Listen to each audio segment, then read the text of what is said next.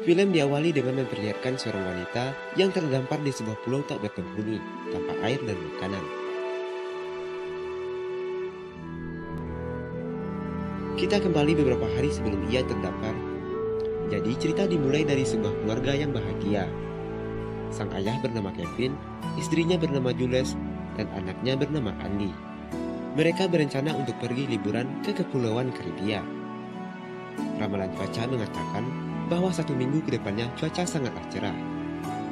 Sebelum berangkat, Andy bercerita bahwa temannya yang baru berumur 6 tahun diizinkan untuk mengendarai jet ski sendirian oleh ayahnya. Dari situ, Andy meminta izin kepada ayahnya untuk diperbolehkan seperti temannya tersebut. Saat mereka tengah bercerita, kemudian Lucas, tetangganya, datang menghampiri mereka. Dia meminta Kevin untuk membantu memperbaiki mesin potong rumputnya yang telah rusak. Lucas tahu caranya, tetapi karena sudah tua, ia tidak mempunyai cukup tenaga untuk memperbaikinya.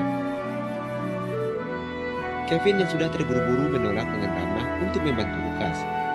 Lucas memberikan pesan kalau di Karibia semuanya bisa dilakukan asal ada uangnya. Kevin dan keluarganya pun terbang ke Karibia. Sesampainya di sana, Kevin langsung memesan kamar dengan memberikan tips kepada resepsionis agar diberikan kamar terbaik. Di sana cuaca sangatlah cerah, pemandangan sangat indah, hari yang pas untuk berlibur. Keesokan harinya, Kevin yang ingin mewujudkan impian anaknya mendatangi tempat penyewaan jet ski. Tetapi tidak ada lagi yang tersisa karena semuanya telah disewa. Kemudian Kevin disarankan untuk menyewa perahu milik warga sekitar sana. Di sana, para pemilik perahu bersaing untuk dipilih, yang pada akhirnya Kevin memilih salah satu perahu dengan harga sewa $200 selama 3 jam. Lalu ia memberikan SIM kepada pemilik perahu sebagai jaminan.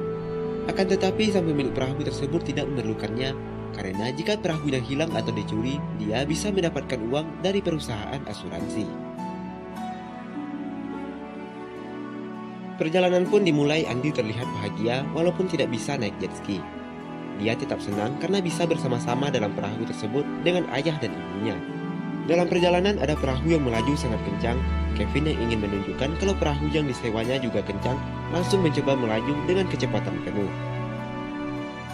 Sampai akhirnya Andy melihat sebuah pulau dan memohon kepada ayah dan ibunya untuk pergi ke sana. Kevin bersama Andy berjalan-jalan di pulau tersebut, sementara ibunya bersantai sambil membaca buku. Saat makan siang pun tiba, mereka merasa lapar. Mereka berencana untuk kembali lagi ke hotel.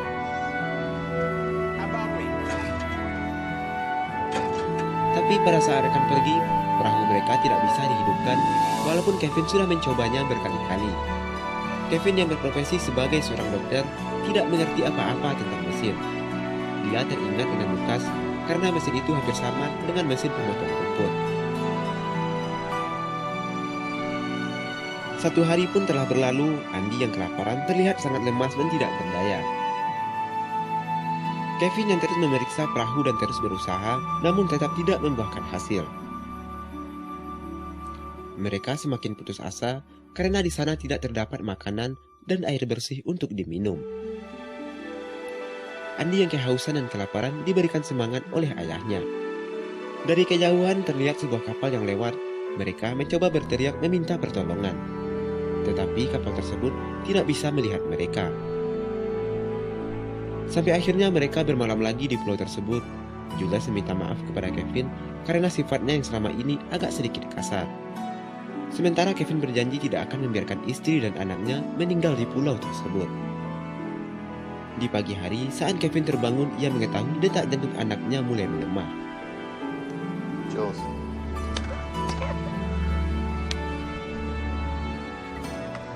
Andy! Hey. Kemudian, ia berinisiatif untuk pergi dari pulau tersebut. Dayung demi dayungan ia lakukan sampai akhirnya ia kelelahan lalu tertidur.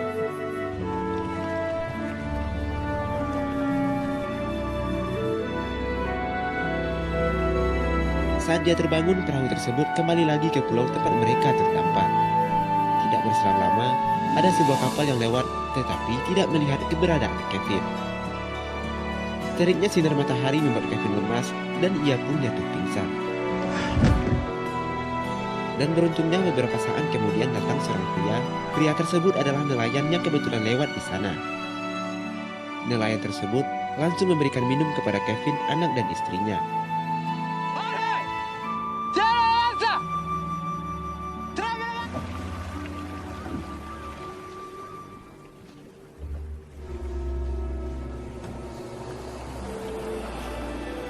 Listen, man. I want to help you. Saat akan membawa istrinya yang sudah lemah tidak berdaya, nelayan itu meminta imbalan karena telah menyelamatkan nyawa mereka. Dia meminta uang sejumlah $1 juta. Kevin yang hanya seorang dokter di sebuah desa hanya mempunyai tabungan sejumlah $40.000. Dan dia tidak mampu memenuhi permintaan nelayan tersebut. Nelayan itu memberikan saran untuk meminjam uang kepada teman Kevin yang kaya. Kevin yang tidak punya pilihan akhirnya menyetujui saran yang diberikan oleh nelayan tersebut. Kemudian nelayan itu memukul Kevin sampai pingsan tak sadarkan diri.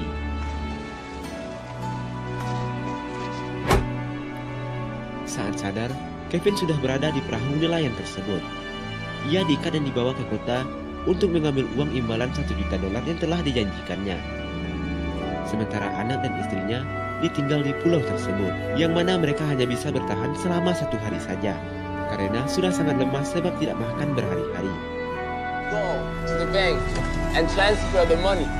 And then we go. They don't have any water. They had enough water. Sesampainya di kota, Kevin menelpon kantor, keluarga, dan para sahabatnya. Dia mencoba meminjam uang kepada semua orang yang dihubunginya. Take me to the bank. Kemudian Kevin minta diantar ke sebuah bank untuk mengambil uang tersebut. Dari uang transferan yang terkumpul, ia hanya mendapatkan uang sejumlah $193.000. Dari situ Kevin mengancam kalau terjadi sesuatu dengan anak dan istrinya, hidupnya akan dibuat hancur oleh Kevin. Nelayan itu pun menyetujui dan dia menyuruh Kevin untuk mentransfer uangnya ke rekening nelayan tersebut. Setelah itu mereka pergi ke dermaga. Mereka akan pergi dengan 2 perahu. Tetapi saat Kevin masuk ke dalam ruang kemudi, nelayan itu menjebaknya dengan mengunci Kevin dan keluar. Nelayan tersebut menggunakan perahunya, sementara Kevin mengikutinya dari belakang untuk sampai ke pulau tempat anak dan istrinya berada. Di tengah perjalanan, nelayan itu menyuruh Kevin untuk mendekat ke perahunya, dan ia langsung merusak perahu Kevin agar tenggelam.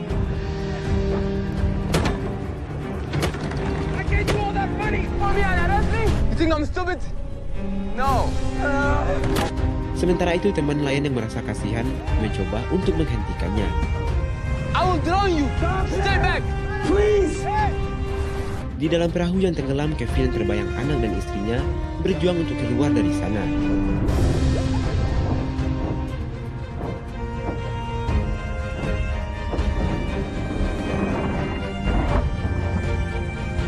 Dan akhirnya, ia berhasil keluar dari jendela perahu tersebut. Kakinya yang terluka karena jendela kaca perahu, ia balut dengan bajunya. Dan akhirnya, ia diselamatkan oleh para wisatawan yang kebetulan lewat di sana.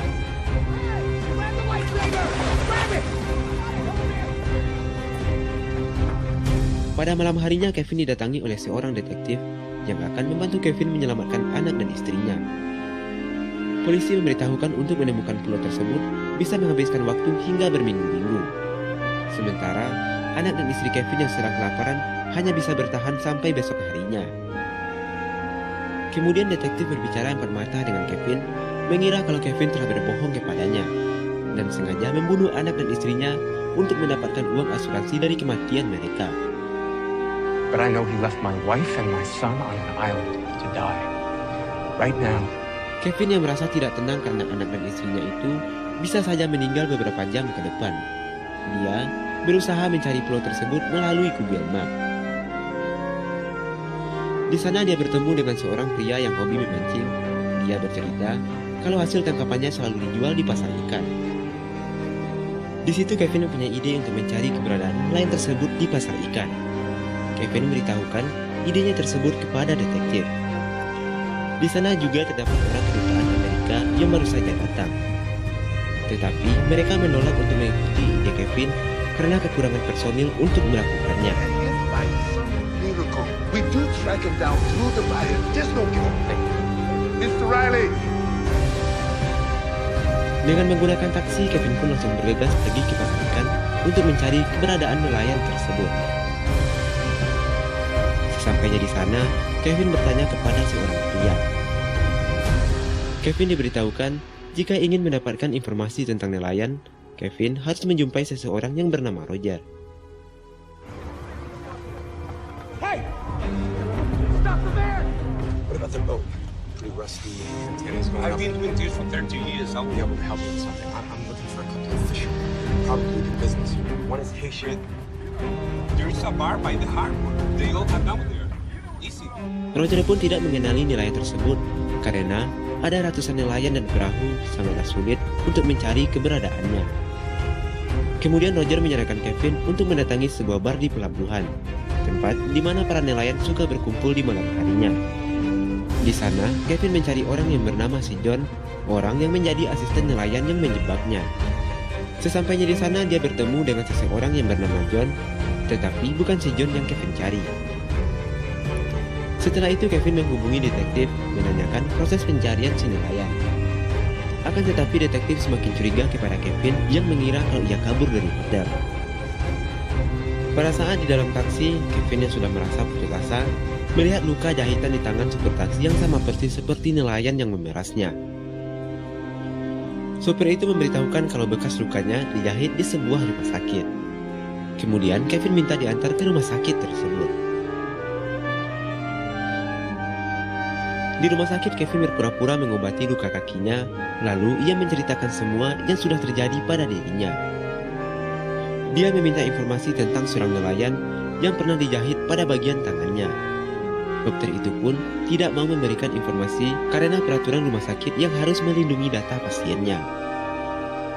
Kevin dan terus berusaha dengan memperlihatkan foto anak dan istrinya, dan akhirnya dokter itu membantunya dan Kevin ditinggalkan dalam ruangan itu sebentar.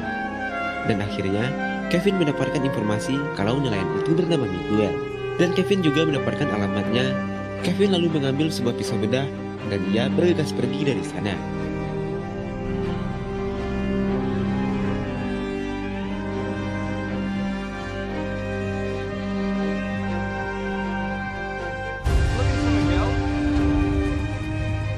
Sesampainya di rumah Miguel, karena tidak dibukakan pintu, Kevin membuka paksa pintu tersebut. Ia mendapatkan istri dan anaknya Miguel yang sedang sakit. I know he lives here! Just need to know where Miguel is. Kevin bertanya keberadaan Miguel, tetapi istrinya bersikeras menjawab tidak mengetahuinya. Dan beberapa saat kemudian Miguel yang baru pulang langsung dihajar oleh Kevin. You kidnapped my wife and my son! Take me back there! Fuck you! You fucking take me back! You! No! No! No! Anak Miguel yang tiba-tiba keluar langsung dijadikan sandera.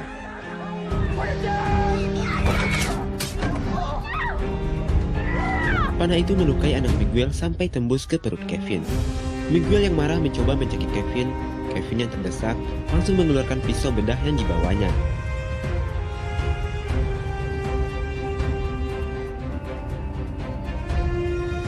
Dan akhirnya, Miguel meninggal di saat itu juga.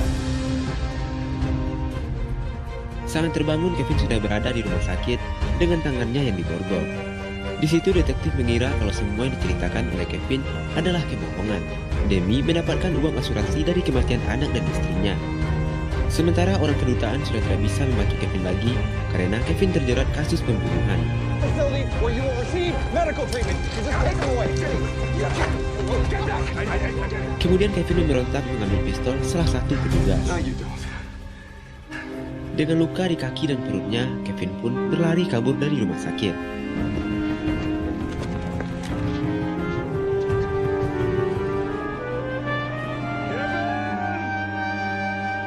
Lalu detektif menodongkan pistol kepada Kevin, tetapi Kevin tidak peduli dan tetap melanjutkan pelariannya. Matahari yang sudah terbit menunjukkan kalau waktu anak dan istrinya sudah tidak lama lagi. Dengan perut dan kaki yang terluka, Kevin mendatangi pusat informasi pelabuhan mencari keberadaan si John dengan kode perahu yang difotonya di rumah Miguel. Akan tetapi sayangnya perahu yang disewa oleh Miguel sudah berakhir, yang mana si John sudah tidak berada di tempat parkir perahu tersebut. Dengan keadaan putus asa, Kevin memandangi lautan. Beberapa saat kemudian, Kevin melihat seseorang yang sedang menelpon. Ia mempunyai sebuah ide, lalu menelpon kedutaan Amerika. Memberitahukan bahwa si John memiliki telepon, ia meminta tolong untuk melacak keberadaan si John melalui teleponnya. Yang mana Kevin akan menyerahkan diri kalau si John dibawakan kepadanya. Has his cell phone. Don't do anything rash. Okay? Di tempat pertemuan, Kevin melihat detektif bersama anak buahnya, dan kemudian Kevin menelponnya. Detektif menjelaskan saat si John ditelepon, ia ketakutan lalu mematikan teleponnya.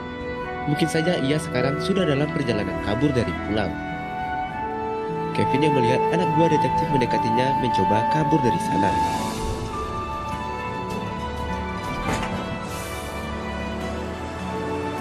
Di dalam mobil tersebut, Kevin terlihat sedih karena tidak bisa menyelamatkan anak dan istrinya.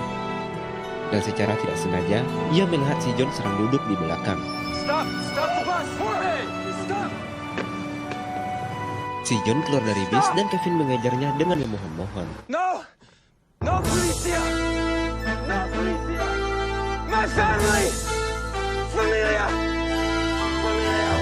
Tetapi pada saat ia berjalan menuju Kevin, ia tertabrak oleh mobil yang melaju dengan kencang, sampai tubuhnya masuk ke dalam kolong mobil.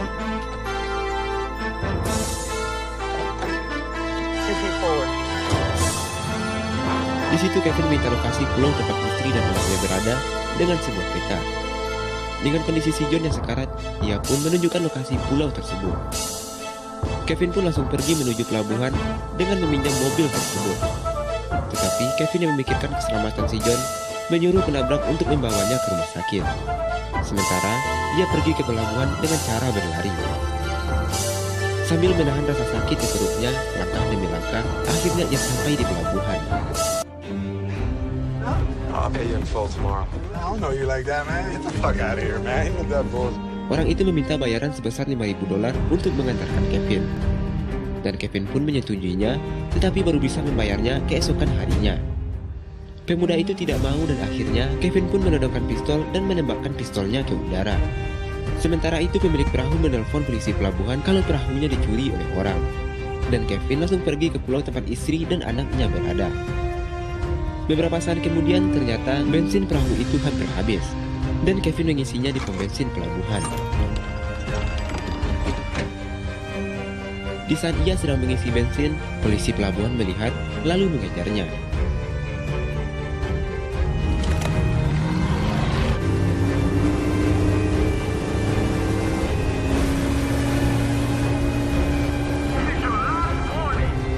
Dengan senjata M16-nya, polisi pelabuhan itu mencoba menghentikan Kevin.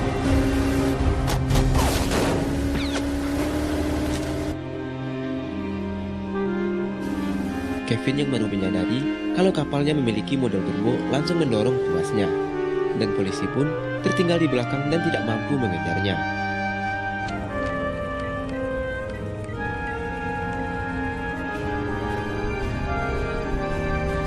Sesampainya di pulau tersebut dengan kondisi yang terluka, akhirnya Kevin menemukan anak dan istrinya yang sudah sekarat. Melihat anaknya yang sudah tidak bernafas lagi, Kevin mencoba memberikan nafas buatan.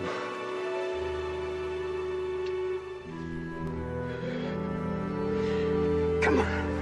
That's it.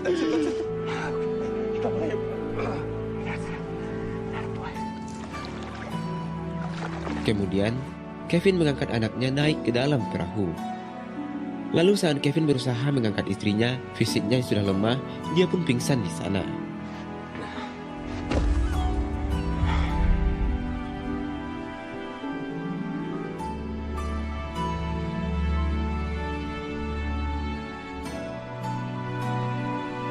Dan beberapa saat kemudian tim SAR datang dengan helikopternya, yang ternyata perahu tersebut mempunyai GPS yang akhirnya bisa dilacak oleh tim SAR dan polisi. Dan film pun tamat.